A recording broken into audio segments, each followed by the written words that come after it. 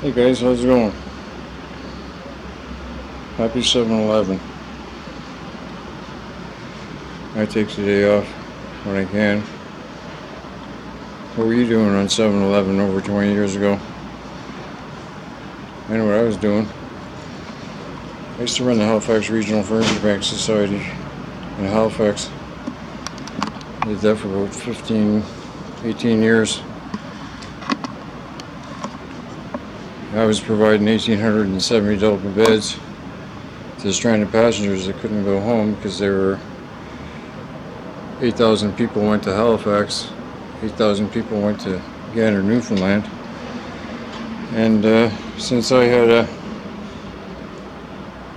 the Halifax Infirmary Old Hospital as my warehouse for 5 years, free of charge because of my services in the community,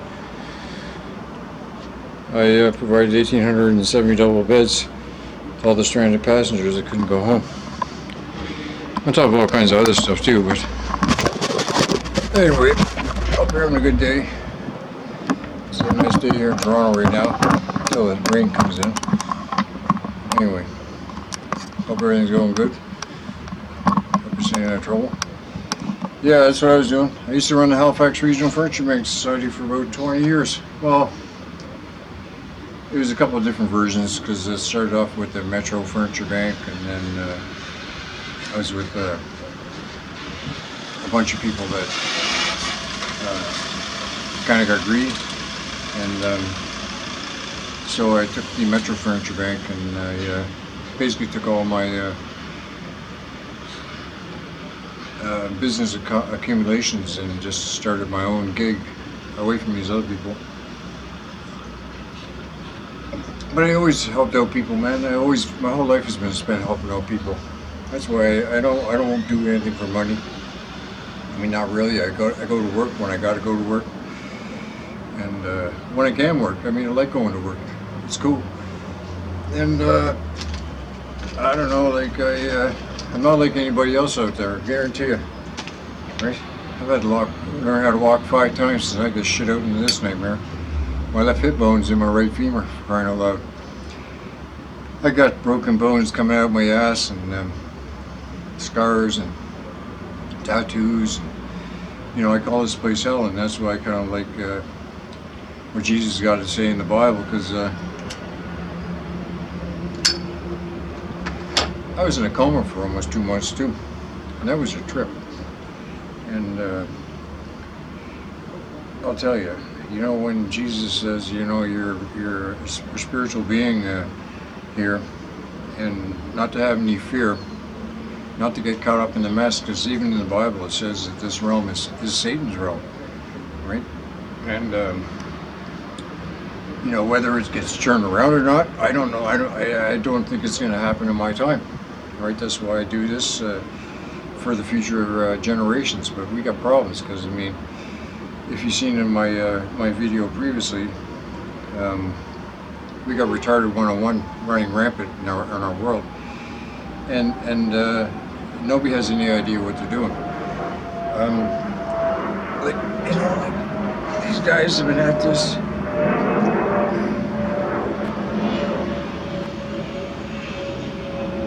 You know what I'm saying? Yeah, that means country in distress, right? An upside down flag. And so every country is in distress right now because of these guys. And so yeah, like I was saying, like Jesus was saying in the Bible that, you know, have no fear here. You're a spiritual being stuck in this meat suit, and you know, what I'm getting at here is like I'm not a scripted writer or nothing here, or reader or anything of this kind of shit. You can't have fear. This is how this whole operation works. I just filmed some idiot down there with a face diaper on previously, and I want to talk about fear. I mean, this is where you have to be above the rest, and you have to be aware of your surroundings. Like, this is why I kind of like what Jesus was saying. He says, like, this place is a shit show, man. Don't get caught up in it, man. You can't own your home. They set us up before where if you were working for a company, the company owned the town. Like, say these old mining towns. The mining town was owned by the Mount Mine. So everybody that worked for the mining town rented their home off of the mine, bought all their food off of the mine, because the mine owned all the stores and owned all the properties in the mining town. And when it was all said and done, you walked out of there with nothing, right? But you dedicated your whole life to working for this mine. And so what I'm getting at is, like, even with today's mortgages, has been just turned into a bigger version of that. Once your mortgage is paid off, like my older brother's been a postie for 35 years, right? He's a letter carrier. He's working in the plant now because he's going to be 69 years old soon. And he's still working. And I'm saying, dude, like, your retirement's is 65. And he's telling me, oh, Tommy, I got bills to pay. I got, grandkids nowadays. And yeah. I said, yeah, so do I.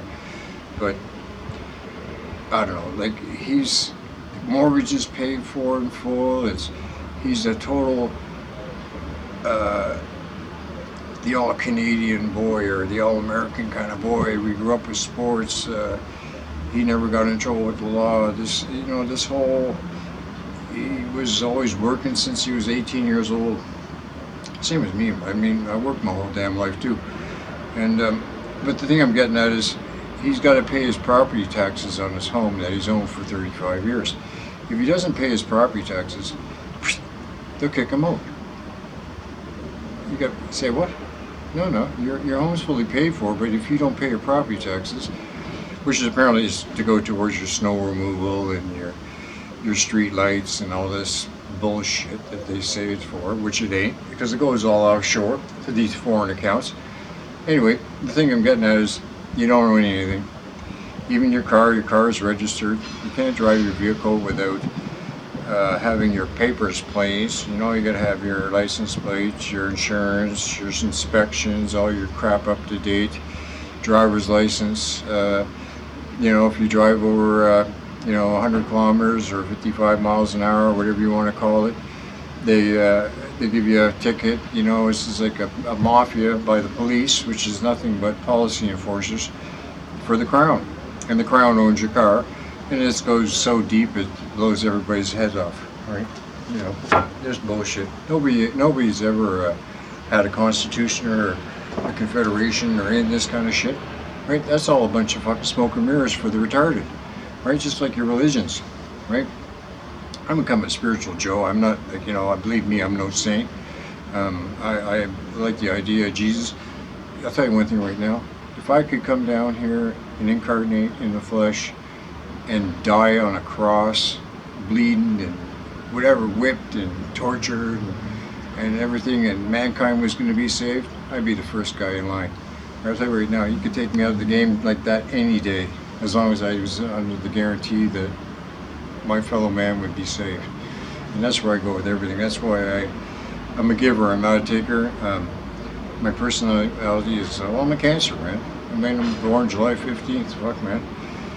I'm in my 60s, man. I'm a baby boomer. I got no time for stupidness, bullshit, and I got no time for indoctrinated, retarded bullshit. I'll tell you what, my mother was basically murdered when I was 10 years old, turning on to 11, back in 1972, 1973.